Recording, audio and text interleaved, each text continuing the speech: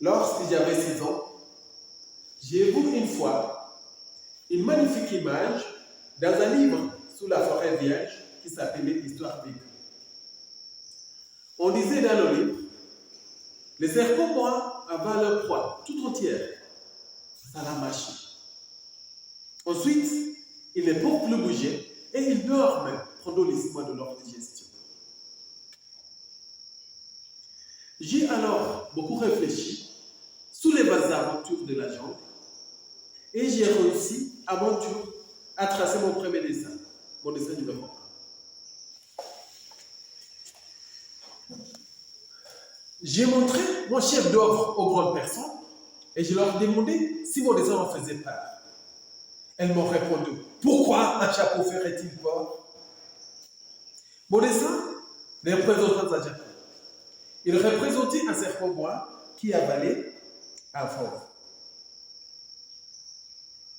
J'ai alors dessiné l'intérieur du dessin bois avant que les grandes personnes puissent comprendre. Elles ont toujours besoin d'explications.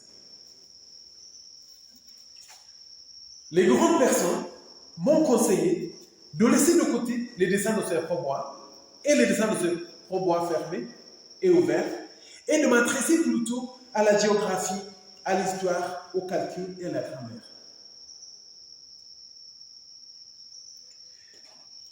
J'ai donc dû choisir un autre métier et j'ai étudié à piloter les avions. Et la géographie, c'est exact, m'a beaucoup servi. Je savais reconnaître la Chine de l'Arizona.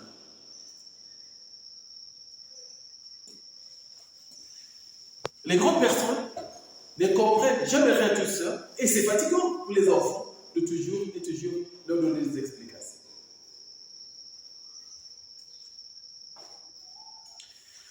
J'ai ainsi vécu beaucoup chez les grandes personnes. Je les ai vus de très près.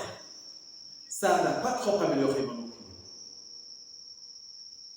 Et quand je rencontrais une qui me paraissait un peu lucide, je faisais l'expérience sur elle de mon dessin numéro 4 que j'ai toujours conservé. Elle me répondait, c'est un chapeau. Alors, je ne lui parlais ni de serpent bois, ni de forêt vierge, ni de bridge, ni d'étoiles. Je me mettais à sa portée et je lui parlais de bridge, de politique et de cravate. Et la grande personne était bien contente de connaître un homme aussi raisonnable.